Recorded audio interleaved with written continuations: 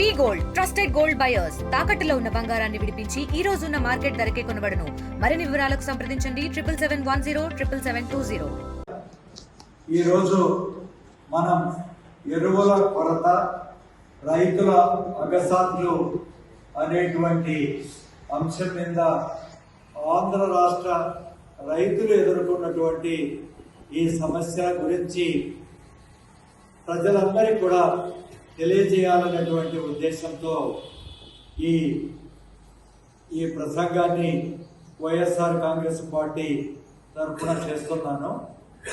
ముఖ్యంగా మన అధ్యక్షుడు మరియు మాజీ ముఖ్యమంత్రి వర్యులు జగన్మోహన్ రెడ్డి గారు ఆయన అధికారంలో ఉన్నటువంటి 2019 నుంచి 24 వరకు కూడా తెచ్చినటువంటి ట్రస్ట్ ఏరియాస్ అంటే ముఖ్యమైనటువంటి విషయాలు, ఒకటి రైతులు, రెండోది విద్య, మూడోది వైద్యము, నాలుగోది సామాజిక సమతుల్యత, మహిళా సాధికారికత, అదేవిధంగా ఆరోది పరిపాలనా సంస్కరణలు. ఈ 6 విషయాల్లో విప్లవాత్మకమైనటువంటి మార్పులు జగన్మోహన్ రెడ్డి గారి ప్రభుత్వం తెచ్చినటువంటి విషయం మనందరికీ తెలిసిందే. ఇందులో ముఖ్యంగా వ్యవసాయం మీద మరి అత్యధికమైనటువంటి ప్రాధాన్యత జగన్మోహన్ రెడ్డి గారి ప్రభుత్వం ఇచ్చింది.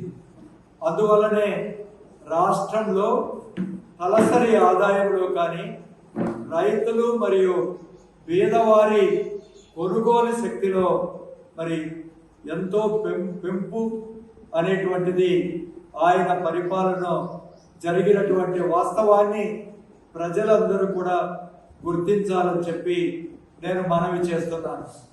ముఖ్యంగా రైతన్నలు ఈ కూటమి ప్రభుత్వంలో ఎదుర్కొన్నటువంటి సమస్యల్లో మరి దీన్ని 2 విధాలుగా మనం మాట్లాడవచ్చు.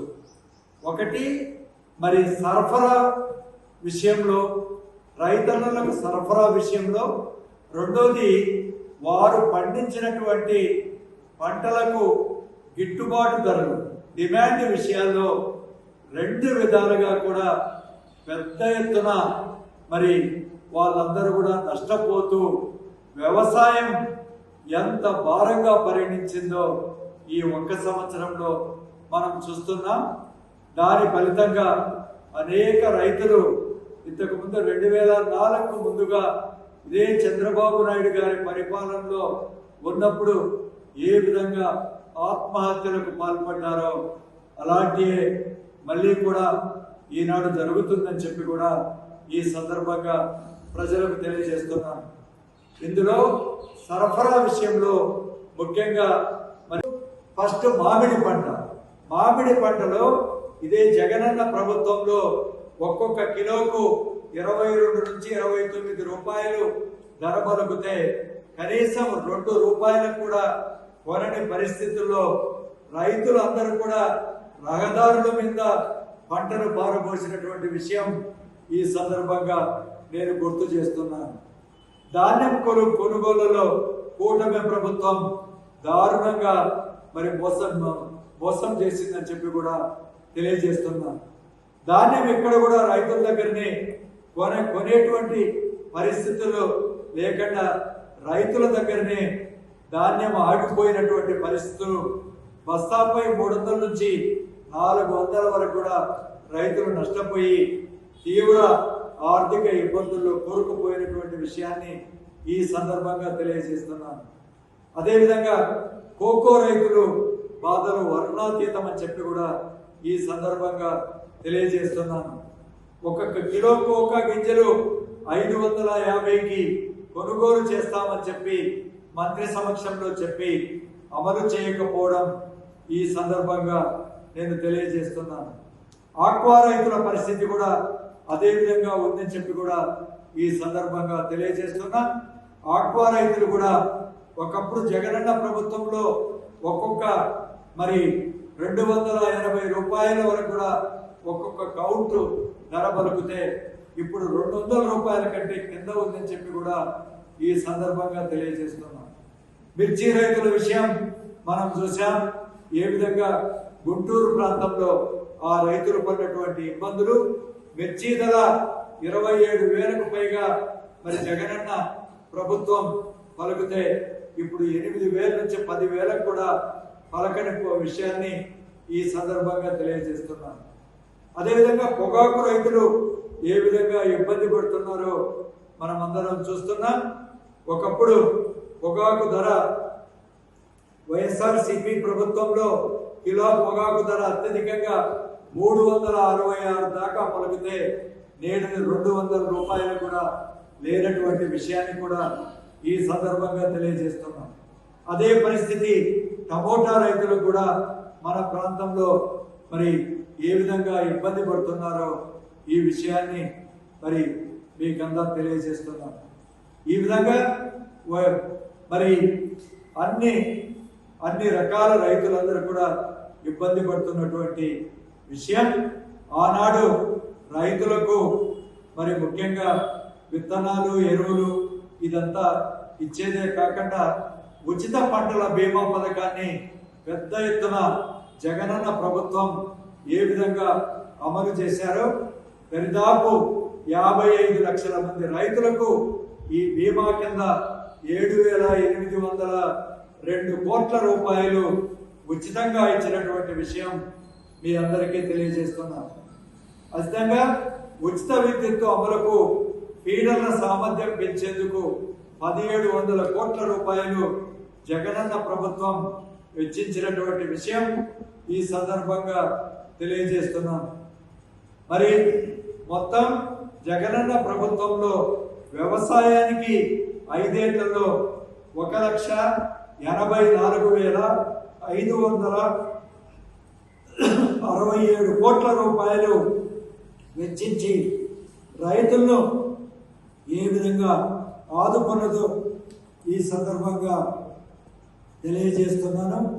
అదేవిధంగా మరి ఈ ఒక్క సంవత్సరంలో వ్యవసాయ రంగం సంపూర్ణంగా కుదేలైనటువంటి పరిస్థితి ప్రభుత్వంలో. ఆనాడు ఎరువులు కానీ, పురుగు మందులు కానీ, విత్తనాలు కానీ, అదేవిధంగా కరెంటు విషయం కానీ ఈ 4 ప్రధానమైనటువంటి సరఫరాకు సంబంధించినటువంటి విషయాలని చెప్పి కూడా ఈ సందర్భంగా నేను తెలియజేస్తున్నాను. ముఖ్యంగా ఆనాడు జగన్మోహన్ రెడ్డి గారి ప్రభుత్వంలో మరి దరిదాపు పెద్ద ఎత్తున వైఎస్ఆర్సీపీ ప్రభుత్వం ఏకంగా 13.31 లక్షల టన్నుల ఎరువులు మరి సరఫరా చేయడం వల్ల మరి ఆనాడు రైతు భరోసా కేంద్రాలు స్థాపించి ఆ భరోసా కేంద్రాల్లో ఈ ఎరువులు అనేటువంటిది ఎక్కడ కూడా ముఖ్యంగా ఇక్కడ ఉన్నటువంటి ఈ యూరియా కానీ అదేవిధంగా కాంప్లెక్స్ ఎరువులు ఈ 2 ఎరువుల సరఫరాలో కూడా ప్రత్యేకమైనటువంటి శ్రద్ధ తీసుకున్నది. 10,000కు పైగా ఉన్నటువంటి ఈ రైతు భరోసా కేంద్రాల ద్వారా అక్కడనే మరి ముందుగానే ప్రజలందరికీ కూడా అందుబాటులో పెట్టినటువంటి విషయం ఈ సందర్భంగా నేను తెలియజేస్తున్నాను. మరి అందువలనే ఏ రైతు కూడా సరఫరా విషయంలో ఎరువులు ఎక్కడ కూడా కొరతను ఎదుర్కోకుండా ఆనాడు 5 ఏళ్ళు కూడా వ్యవసాయం దండగ కాదు పండుగ అనేటువంటి మరి విషయంలో రైతులు చాలా సంపూర్ణమైనటువంటి మద్దతు జగనన్న పరిపాలనలో తీసుకున్నటువంటి విషయం ఈ సందర్భంగా తెలియజేస్తున్నాను. నిజానికి ప్రభుత్వమే మరి నిర్వహించినటువంటి IVRS అనేటువంటి సర్వేలోనే రైతులకు ఉన్నటువంటి తీవ్రమైనటువంటి అసంతృప్తి మరి ఆ సర్వేలో వాళ్ళే వెళ్ళగక్కినటువంటి విషయం కూడా ఈ సందర్భంగా నేను తెలియజేస్తున్నాను. రైతన్నలు మరి ఏ విధంగా ఇబ్బంది పడుతున్నారు అనేటువంటి విషయాల్లో కొన్ని ఇవన్నీ కూడా ఈ సబ్సిడీ ఎరువులు దొరకని కారణంగా ప్రైవేటు వ్యక్తుల మీద ఆధారపడ్డ కారణంగా ప్రతి బస్తా మీద కూడా 100 నుంచి 500 వరకు కూడా అదనంగా చెల్లించి ఎరువులు తీసుకునేటువంటి ఈ పరిస్థితి ఈనాడు ఏర్పడింది. మరి రైతు సేవా కేంద్రానికి వచ్చినటువంటి ఈ ఎరువులు కూడా కేవలం దాచిపెట్టి వాళ్ళ పార్టీ వాళ్లకు మాత్రమే ఇవ్వాలనేటువంటి విషయంలో కూడా అనేక చోట్ల మరి అక్కడంతా కూడా రైతు కేంద్రాల దగ్గర పెద్ద ఎత్తున రైతులు ఆందోళనకు దిగినటువంటి విషయాలు కూడా మనకు పత్రికా మూలంగా తెలుస్తూ ఉన్నాయి. ఇందులో ముఖ్యంగా శ్రీకాకుళం జిల్లాలో బురుగుజ్జలి మండలం రొట్టవలస గ్రామం సచివాలయంలో అక్కడికి వచ్చినటువంటి 245 బస్తాల యూరియా పంపిణీ చేయకపోవడం వల్ల భారీగా రైతులు చేరుకొని గంటల తరబడి వేచి మరి ఆ పంపిణీ మరి ఆందోళనతో పంపిణీ జరిగినటువంటి విషయం ఈ సందర్భంగా తెలియజేస్తున్నాం. అదేవిధంగా జూలై నెల 10వ తారీఖున శ్రీకాకుళం జిల్లా సిగడాం మండల కేంద్రంలో రైతు సేవా కేంద్రానికి 440 బస్తాల యూరియా వస్తే అది కూడా మరి అక్కడికి చేరిన 1300 మంది రైతులకు అక్కడ పంపిణీ చేయనటువంటి విషయం కూడా ఈ సందర్భంగా తెలియజేస్తున్నాను. అదేవిధంగా పొట్టి శ్రీరాములు నెల్లూరు జిల్లాలో అనంతసాగరం అన్నదాతలు యూరియా కోసం రోడ్డెక్కిన విషయం జూలై 16వ తారీఖున జరిగినటువంటి విషయం ఈ సందర్భంగా తెలియజేస్తున్నాను. జూలై 14న కర్నూలు జిల్లా పెద్దకడగూరు సొసైటీ వద్ద యూరియా కోసం అన్నదాతలు క్యూ లైన్లో గంటల తరబడి మరి పడిగాపులు కాసినటువంటి విషయం కూడా తెలియజేస్తున్నాను. ఇవి కొన్ని ఉదాహరణలు మాత్రమే. ఇలాంటి ఉదాహరణలు ప్రతి రైతు సేవా కేంద్రాల్లో ఈనాడు జరుగుతున్నటువంటి విషయం. వ్యవసాయాన్ని పూర్తిగా ఈ ప్రభుత్వం అటకెక్కినటువంటి విషయం తెలియజేస్తున్నా.